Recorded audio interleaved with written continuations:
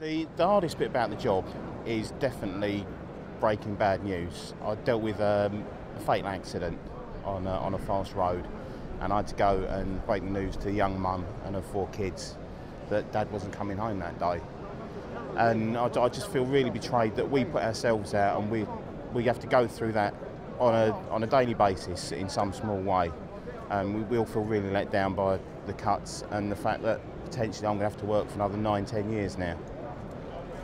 I had 52 years old as a target for the end of my service, and now to be told I'm not going to retire till I'm at least 60, it hurts. I've literally just retired, and I've been involved in domestic violence for the last year. Obviously the scenes we go to are sometimes utterly horrific, and without these terrible cutbacks there's going to be fewer people to deal with a professional approach to it and deal with the poor unfortunate victims to these unfortunate crimes.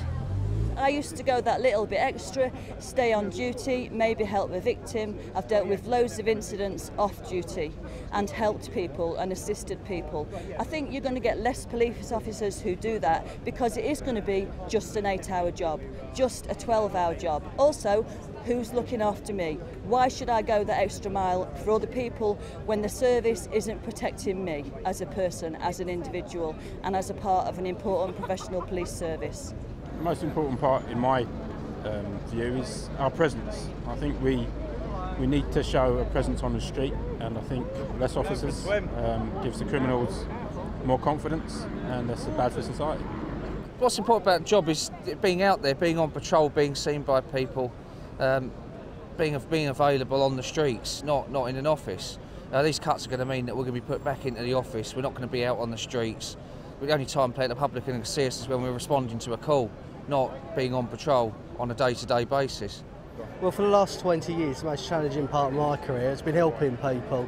That's what I joined up for. It was a vocation for me when I joined. It wasn't a job. It wasn't about the money. It was about helping people. I signed up to a contract that said I was going to do 30 years, and now they're looking at making me possibly do 40 years. That's what I'm not signed up for. This is a young person's job. It's not an old man's job. And the public don't want to see Santa Claus running around the streets. So I know what I signed up for, and this government are betraying what I believe and what I've signed up. It's not a vocation anymore. It's not the job I knew. It's not the job I loved. It's completely changed. I've spent the last 20 years of my service serving the public. I've put myself in between an armed suspect and the public, and I've been shot at. I've had people attack me with a samurai sword. I've dealt with coroner's officer at a plane crash, and now the way the government are treating us, it's as if they just think we're dogs that we can sit and be kicked. I think the thing that concerns me the most is the way that we're being treated at the moment, and with the job at the moment they're constantly encouraging you to cut corners to make it work for them, yet we're not getting the rewards that we deserve, for making it work for them, and it's not right. It's not right at all.